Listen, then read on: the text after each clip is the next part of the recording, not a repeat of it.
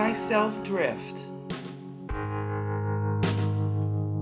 until I could drift no more.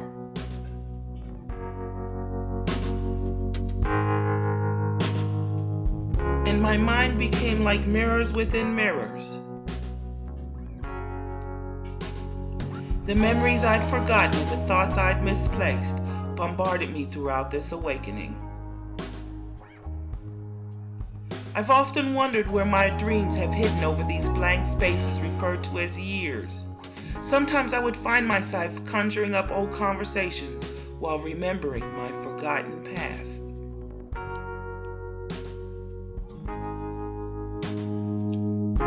I think it was the summer of my 13th year when I went through what is commonly known as a depression. Not that this was any different than any of the time I've been depressed, but this was my first.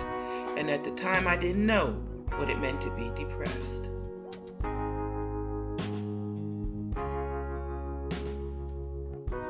Everything around me seemed alien, and I thought the only solution was to withdraw and escape the world by putting on a set of headphones and blasting the music. That was then, this is now, and I don't have any headphones, but am experiencing the same feelings. However, instead of withdrawing into myself, I prefer to brood over the fact that the world is sick, myself included. Through most of the day, my good feelings are backed up by ones of anger and frustration. I feel abandoned.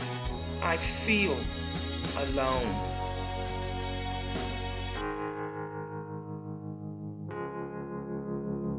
I tell everyone that once I put my mind to something, it always gets done.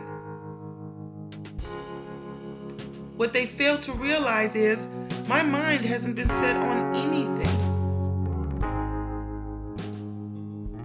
Since a very young age, my right foot has always been in front of my left foot, a never-ending full steam ahead approach to life, with my good foot leading whilst forgetting my bad foot trailed close behind. I've always felt pushed into independence, and my feet were inadvertently placed, one in front of the other.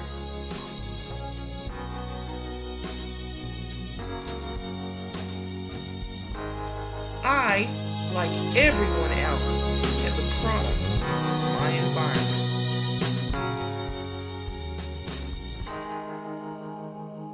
That is why I decided to enroll in a brush-up course on how to walk through life on both feet. My own do-it-yourself become a better person course I thought would take all of 3 years maximum to finish with at least an A.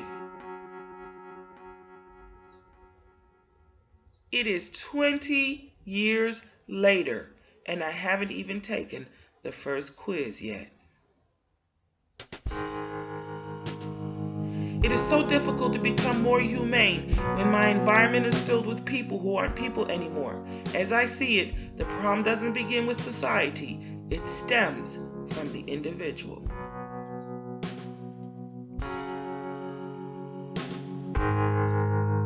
Why are we so afraid? Why the different mask for each occasion? People fear the unknown. If everyone became aware of the unknown, they would be confronted with death. The death they live, the death they share with friends, the death they call love. If only they could see that the world within is far more tragic than the world without. Universal problem solving starts with changing oneself, not the one next to, above us, or behind us.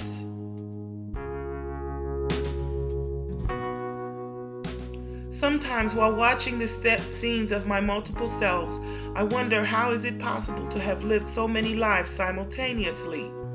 I have never regretted my many rebirths.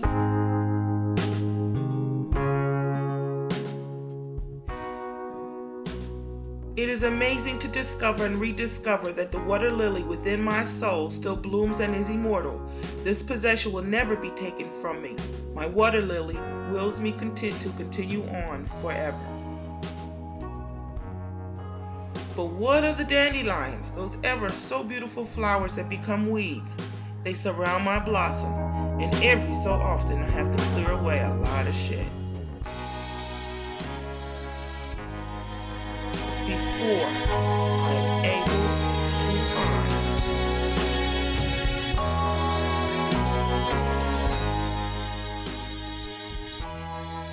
divine's ultimate center of being. Over the years, I have written poetry, written stories, and wept until there were no more tears. My eyes heal, my ears control, and my mind journeys within the horizon of happiness, solutions, and everlasting life. I no longer feel the anger of frustration, I feel the pain of humanity. I no longer have scars, I have open wounds, which I dress daily with love, faith, endurance, and strength. Knowing that with each birth, my pain and wounds will become pools of wisdom, truth, understanding, and solutions for others to bathe in, so they too can be resurrected from the death they once lived. After each awakening, I wonder where my dreams will flow. Where will my poetry live?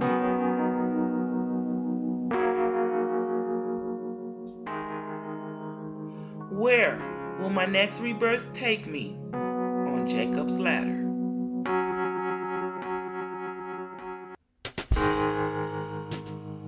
One day, I will find out, but until that time, I will make a life for others with the being of my soul, with the soul of my being.